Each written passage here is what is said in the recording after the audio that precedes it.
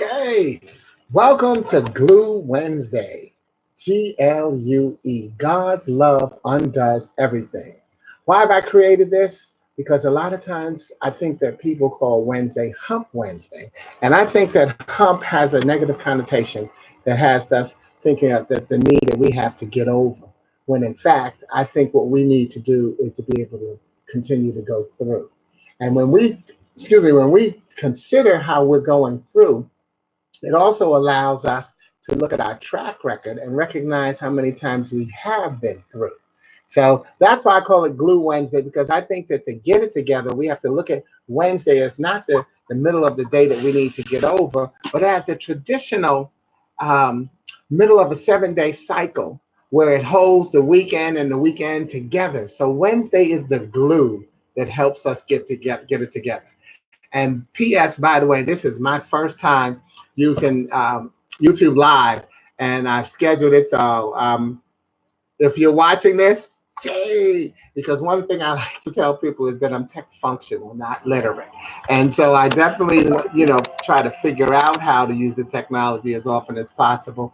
And I remind those in the older generations to stop fighting the fact that we are in a technological world, a technologically advanced world, and those advancements are a lot of times due to what we've done to make things easier. So let's not blame our younger generation. Oh, they've got it too easy. We've made it easy for them because we looked for the shortcuts, remember? So sometimes what we consider as easy for them, we see it as a shortcut, they see it as the long cut because that's how they've learned. Okay. So let's be conscious of that and be supportive of our younger generations because the future is in good hands because they are related to us.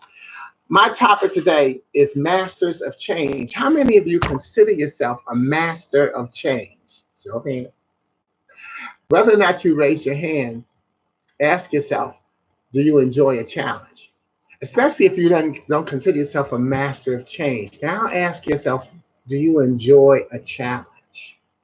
Well, now what you want to do is recognize that change is just challenge with an LLE in the middle. CHALLENGE. And LLE stands for life's learning experiences. What lesson can you learn from every experience, every change that you have in your life, every challenge that you come upon? Last week, I challenged you to change your definition of success because success challenges and changes you. We've allowed financial success to become the headline rather than a subset of success. To get success back to being the headlines, let's first look at change as CHANGE: choices, hardships, accomplishments, negotiations, guidance, and empathy. Each one of those words conjure up memories of what you've done to survive, and survival equals success.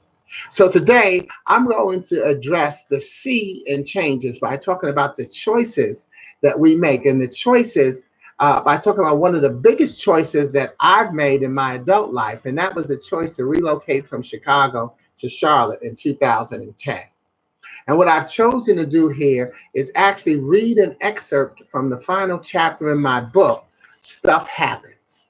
Stuff, STUFF, situations that unleash our focus and faith. And I want to use that to paint the picture.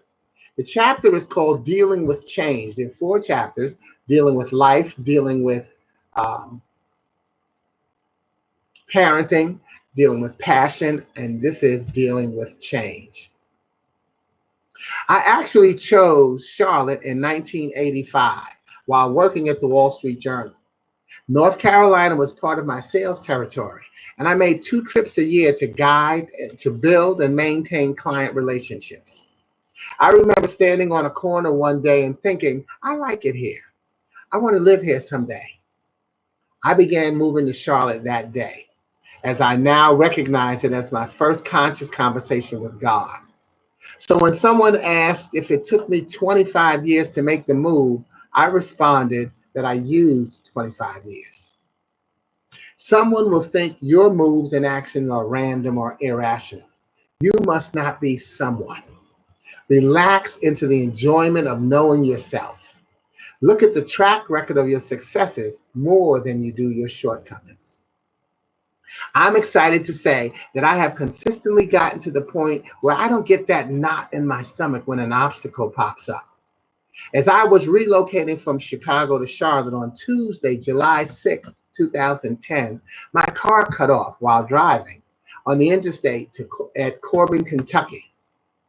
Since it was early evening, all the tow truck could do was drop my 1993 Toyota Camry at the mechanic for an overnight stay. I did my part toward helping fix the problem. I went and had a margarita. Shortly after getting the word on Wednesday that my car's motor was no good, and considering the cost and the option to replace or fix it, the electrical power went out in the area. That shut down 4 hotels, 1 gas station, 3 restaurants, 3 fast food restaurants, a movie theater, and the phone lines. I sat and wrote, my challenge is small in comparison. Somewhere, something else is making this area smaller. Anger is not a good use of time. So find a way to reconnect to the joy and beauty of being blessed enough to get bumped. I went and had a margarita. Wednesday morning, my high school roommate, Marvin Blakely, who lives in New Jersey, called me from Knoxville, Tennessee. I'm sorry, make that, that was Wednesday morning, where he was visiting his family. Now, Knoxville is 85 miles from Corbin, Kentucky. He came and picked me up on the night of Thursday, on that Thursday night. He came and picked me up that night, Wednesday night. On Thursday, his brother Horace used his connection to help me purchase a car at the auto auction. I got to keep reading the book instead of trying to remember what actually happened. Okay, not just a car, but a 1998 Toyota Corolla for $1,500.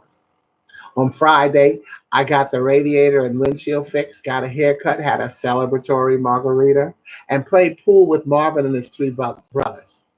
On Saturday at 6:30 a.m., I headed back to Corbin to transfer my belongings from one Camry to the other, while the mechanic switched the wheels from the old to the new.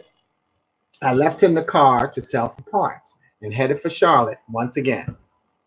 I'm here now awaiting the next challenge. At least that's the plan. Meanwhile, no, I'm not promoting alcohol nor working on a tequila sponsorship. I'm reminding you that operating within your limits is the best road to travel. When you get bumped from your path, don't get angry or frustrated. What do you do to activate your gift for overcoming challenges and reconnecting to your plan? I'm super productive and impactful right now because I'm in Plan C. Plan B was to win the Toastmasters World Championship of Public Speaking and let that be my foray into marketing my business expansion. I was doing just enough to keep afloat while waiting to be able to bust out with that title behind and in front of my name, 2011 World Champion of Public Speaking. It was part of a vision and conversation I had with God in November of 2010. I made it to the district level, round 4 of the 6 required. Yet I didn't even place among the 9 of us showcasing. Not sure what the judges saw, but sure knew it was time for a new vision and conversation. Thus, Plan C is to revamp the Plan A that brought me to Charlotte. As it turns out, Plan B was set in place to slow me down and create more perspective on my gift and life purpose. Obviously, B stands for base, basics, and Bible. The places I need to focus on to revamp the A in aggressive, attacking, and all over. I came down here knowing what I wanted to do and with an attitude of how I was going to do it. My senses were wide open and pulling in everything around me. In retrospect, with no consistency or pattern. Plan B gave me something to funnel that energy towards. If the thing didn't complement winning the world championship, I shed it. The more I chiseled away, the clearer Plan B became in its evolution to Plan C. Charisma, creativity, champion. As I've always believed, I don't need titles, degrees, or letters behind my name to be who I have been called, who I have been named. I am a champion whose creativity and charisma creeps into the hearts of many and awakens a spirit of, wow, I know him. A spirit that empowers the people I love and to whom I happily return a, wow, I know you. And I am so thankful for the part you play in my life. Thus, Plan C, Choices, Charlotte, Creator.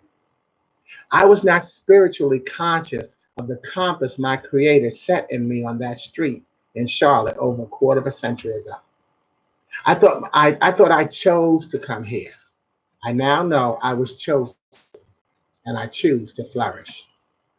To continue the story of my sojourn to Charlotte, on Thursday, July 8th, I got a call from Sheila Funderburg, Vice President of Programming, Urban League of Central Charlotte.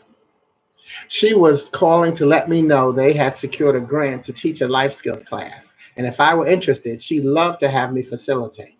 She cautioned, it's not as much money as you're used to making. And I answered, Sheila, I haven't made any money in Charlotte yet. I'm happy to say that that's no longer true. I'm happier to report that listening to my spirit is an interesting challenge. I still joyfully question every decision that I make.